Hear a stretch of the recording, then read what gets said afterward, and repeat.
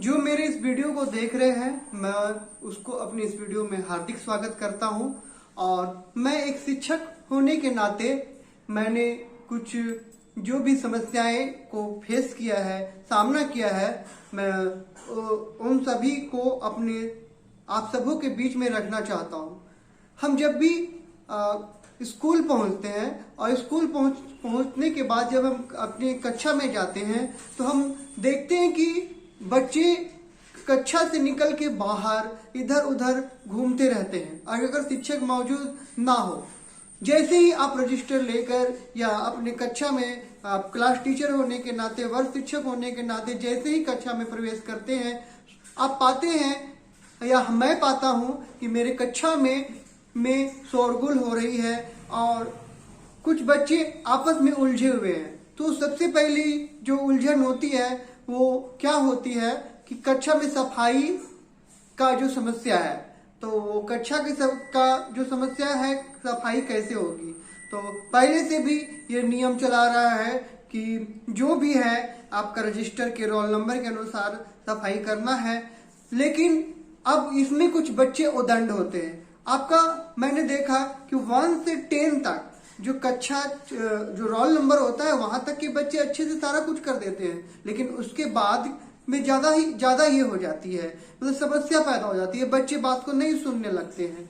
तो इन्हीं सब समस्याओं को लेकर और भी अगर क्लास में शिक्षक ना रहे तो वो क्या होता है कि शोरगुल ज्यादा होता है। तो इस तरह का समस्या का समाधान क्या होता है, शिक्षक कुछ कह रहे हैं, होमवर्क नहीं बन पा रहा है, अनुपस्थिति की समस्या है, और फिर शिक्षक के बातों की अवहेलना करना, शिक्षक के क्लास कक्षा में होने वाली क्रियाकलाप, विज्ञान की क्रियाकलाप या कोई भी एक्टिविटी हुआ, गतिविधि हुआ, ये सब में सम्मिलित नहीं होते हैं बच्चे। और फिर अनेक तरह की समस्याओं को मैं लेकर समस्या को देख रहा हूं और इन्हीं सब समस्याओं से लेकर मैंने एक समाधान के रूप में एक स्टूडेंट पोर्टफोलियो बनाया है।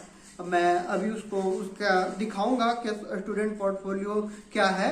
तो स्टूडेंट पोर्टफोलियो में तो सबसे पहला जो एक पहला पन्ना है उसमें पूरा का पूरा बायोडाटा, मतलब कि जहां से कहां से है, आधार नंबर, बैंक अकाउंट वगैरह सारा एक वर्ग शिक्षक होने के नाते मैं रख सकता हूं ये पोर्टफोलियो में। उसके बाद मैंने पूरा महीना का जनवरी फरवरी लिखा है और उसके बाद मैंने जो पोर्टफोलियो में बनाया है कि सबसे पहले मैंने लिखा है कि कौन सा विद्यार्थी, ठीक ना, किस महीने में, मतलब रोल नंबर के अनुसार ही किस महीने में कितना बार वर्ग की सफाई करता है, कितना ज्यादा उपस्थित रहता है।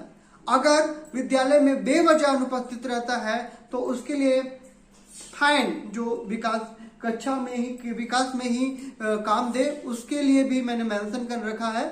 और उसके बाद मैंने ये रखा है कि अगर कक्षा, उसके बाद एक मैंने रखा है कि मॉनिटर, और जो मॉनिटर होगा केवल रोल नंबर 1 का नहीं होगा, जो मॉनिटर होगा वो प्रत्येक महीना चेंजेज होगा, मतलब वो कौन कितना बार मॉनिटर बना नहीं बना, ये सब की बातें भी मैंने उस पर मेंशन की है। इससे क्या होगा कि बच्चों को लगेगा कि मैंने अपना जो पोर्टफोलियो, प्रत्येक बच्चा का पोर्टफोलियो है, उसमें उस बच्चा को देखेगा कि मैं कितना बार मैंने कक्षा का प्रतिनिधित्व किया है, कितना बार मैंने शिक्षक से शाबाशी की है। मैंने इसका भी मेंशन किया है कि अगर कक्षा में अगर शिक्षक नहीं रहते और बच्चे शांति से नहीं बैठते हैं तो वो जो क्लास टीचर है, जो क्लास मंत्री है, मॉनिटर है, वो कितना बार उस बच्चे का नाम ब्लैक बोर्ड में लिखता है कि मैं टीचर आने पर इसकी शिकायत करूंगा, तो वो भी है।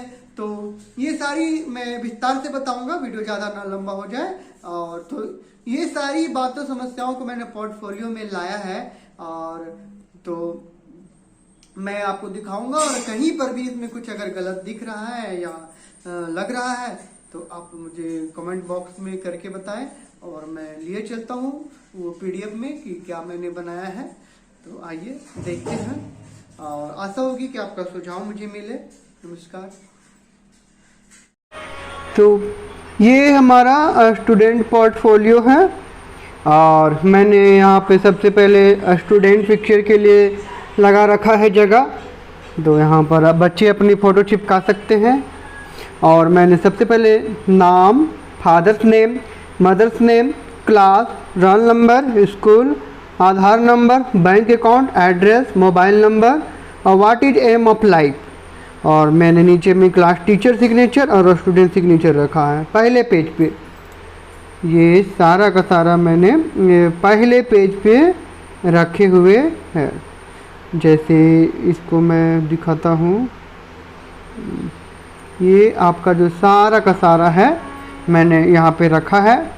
और उसके बाद आगे चलता हूँ। उसके बाद मैंने जो यहाँ पे है जनवरी, फरवरी, मार्च, अप्रैल, मई, जून, जुलाई, अगस्त, सितंबर, अक्टूबर, नवंबर, दिसंबर और टोटल परसेंटेज, ये number of days in the class, ये पहला वाला है। और मैंने दूसरे पेज पे भी नाम का मेंशन कर रखा है यहाँ पे, क्योंकि अगर दूसरा पेज कहीं से उखड़ जाता है या कुछ हो जाता है तो वो पेज, दूसरा पेज में पता चलता ही रहेगा। और उसके बाद number of days in the class, attend class cleaning, number of days मतलब कि जनवरी महीने में वो कुल कितना दिन आया। अटेंड क्लास क्लीनिंग मतलब वो जनवरी महीने में अपनी क्लास की कितनी बार सफाई की। अब्सेंस पेनल्टी, बेवजह अगर अब्सेंट है तो दंड स्वरूप, वो दंड स्वरूप जो देगा कुछ भी वो जमा हो जाएगा वो बाल कोष में। उसके बाद है engage in the school activity and class activity, मतलब उसके कक्षा में जो भी जिस तरह की भी एक्टिविटी हो रही है उसमें भाग लेता है कि नहीं लेता, वो कितनी बार लिया, कितना प्रोजेक्ट जमा किया। उसके बाद है how many time the student name is written on the black board to punish, अगर बच्चा कक्षा में गलतियां करता है तो वर्ग मंत्री के द्वारा, क्लास मॉनिटर के द्वारा कितनी बार उस बच्चे का नाम पनिशमेंट पाने के लिए ब्लैक बोर्ड में लिखा जाता है। शायद बच्चे से कुछ सुधार हो कि हमारा पोर्टफोलियो में उतना बार मेंशन होगा।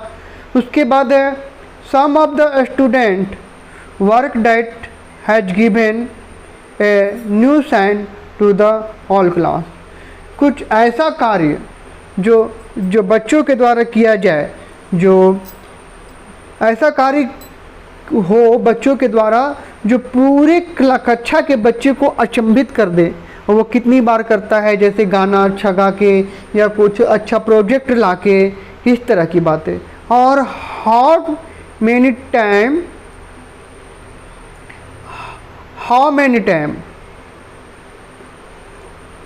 ये मेन है, how many time has he been selected as a class monitor in हर क्लास, मतलब कितनी बार वह बच्चा अपनी कक्षा में क्लास मॉनिटर चुना जाता है। अब यहाँ मैंने जो टोटल लिखा है तो वो जितनी बार होगा वो जोड़ेंगे।